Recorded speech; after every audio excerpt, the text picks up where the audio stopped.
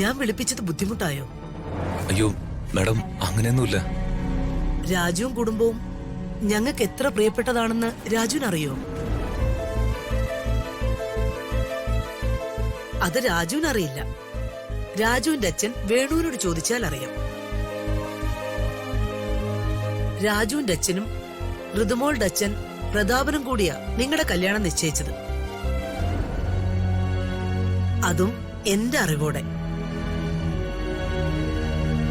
എന്റെ അറിവോടെ എന്ന് പറഞ്ഞ ഞാൻ നിങ്ങളുടെ വീട്ടിൽ വന്ന് വേണുവിനോട് നിങ്ങളുടെ കല്യാണം നടത്തണമെന്ന് ആവശ്യപ്പെട്ടു.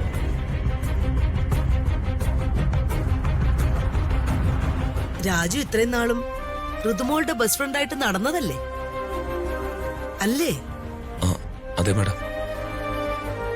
രാജുവിന് ഋതുയോട് സ്നേഹമല്ലേ?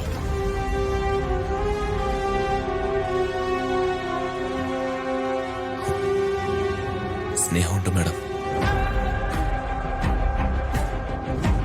പിന്നെന്താ ഈ കുട്ടിയോട് കല്യാണം നടക്കില്ലെന്ന് പറഞ്ഞത്? നിങ്ങൾക്കൊരു ജീവിതം വേണ്ടേ രാജു?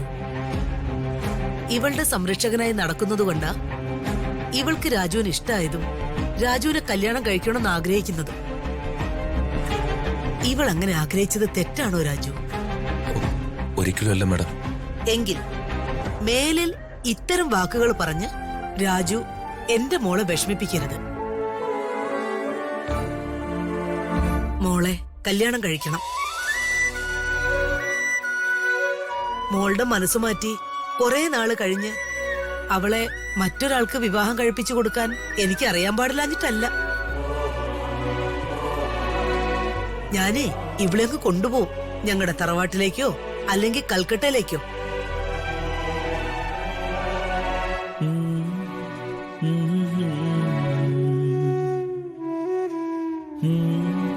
ഇക്കാര്യം പറഞ്ഞപ്പോ രാജു എന്താ ഞെട്ടിയത്? അപ്പോ രാജുവിന് മോളോട് സ്നേഹമില്ലാഞ്ഞിട്ടല്ല. മോള് വലിയ തറവാട്ടിലെ പെണ്ണല്ലേ, ഞാനായിട്ട് എന്തിനാ ഈ കുട്ടിയുടെ ജീവിതം തകർക്കുന്നേ എന്നുള്ള ഒരു ചിന്ത.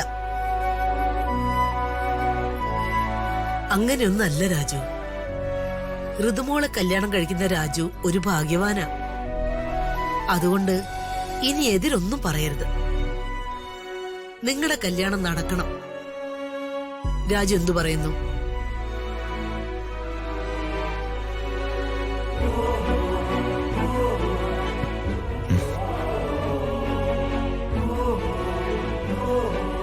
ഇനി രാജു പൊയ്ക്കോ.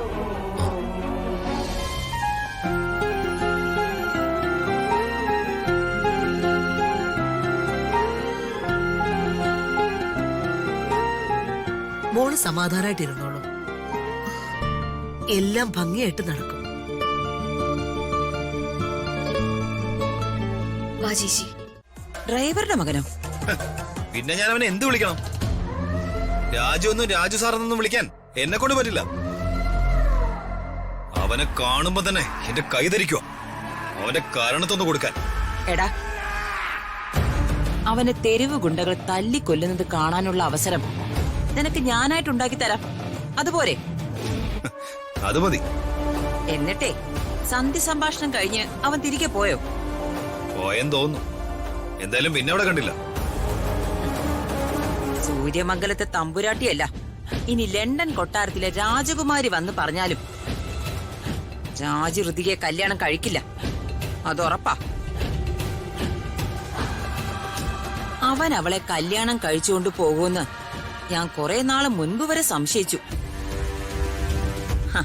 പക്ഷേ അതിനുള്ള ഗഡ്സ് ഒന്നും അവനില്ല. അവനാ രമ്യയോടാ ഇഷ്ടം. ഏയ്, അതില്ല. അവനെ അങ്ങനെ ഒരു ടൈപ്പൊന്നും അല്ല. അവൻ നിന്നെ പോലൊരു ടൈപ്പ് ആയിരുന്നെങ്കിൽ രമ്യയ്ക്കും ഋതികയ്ക്കുവേ ഈ രണ്ട് കുഞ്ഞുങ്ങൾ ഈ സമയം കൊണ്ടായേനെ. സത്യം പറഞ്ഞ അവനൊരു ഉറക്കം തൂങ്ങിയ. അവന് 2 ലക്ഷ്യങ്ങളെ ജീവിതത്തിലുള്ളൂ. കുടുംബം നോക്കണം, കൂടാതെ പ്രതാപന്റെ പുറകെ വാലാട്ടിയായിട്ട് ഇങ്ങനെ നടക്കണം. അപ്പോ ഈ കല്യാണം നടക്കില്ലെന്ന് ഉറപ്പല്ലേ? എന്താടാ സംശയം? ഋതിക നിനക്കുള്ള പെണ്ണാ. ഇടങ്ങി നിൽക്കാനേ നിന്റെ അച്ഛൻ ഉത്സവത്തിന് കൊണ്ടുവന്ന കൊമ്പനാണ്. ഈ കല്യാണം നടക്കണം, ഇല്ലെങ്കിൽ രമ്യയുടെ കയ്യിൽ നിന്ന് ചില്ലി കാശ് കിട്ടില്ല. അയ്യോ, ഈ ആകാശവാണി തള്ള നിൽക്കണ അറിയാതെ ഞാൻ പറഞ്ഞു പോയി. അത് ശരി. അല്ല, ഈ കല്യാണ കച്ചവടത്തിന് എത്ര രൂപയാ രമ്യ തരാന്ന് ഏറ്റിട്ടുള്ളത്? അയ്യേ, സ്വന്തം അളിയന്റെ കല്യാണം നടത്തി കൊടുക്കാൻ ഞാൻ കമ്മിഷൻ വാങ്ങിക്കോ? അമ്പട പുളുസു, നിന്റെ അമ്മയുടെ 16 അടിയന്തരം നടത്തിയ അതിന് കമ്മീഷൻ വാങ്ങിക്കുന്നവരാ നീ. ഉറങ്ങിക്കിടന്നപ്പോഴേ എന്റെ കാതി കിടന്ന കമ്മൽ ഊരിക്കൊണ്ടുപോയി വിറ്റവനല്ലേടാ നീ. എന്റെ ഭാര്യ നിൽക്കുമ്പോ എന്നെ ഇൻസൾട്ട് ചെയ്യാനുണ്ടല്ലോ. ചെയ്ത കാര്യം പറഞ്ഞപ്പോ എന്തിനാ ദേഷ്യപ്പെടുന്നത്? എല്ലാവരും സൂക്ഷിച്ചാൽ അവരവർക്ക് നല്ലത്. അല്ലെങ്കിലേ കിഡ്നി വരെ ഊരിയെടുത്തവൻ വിറ്റുകളയും.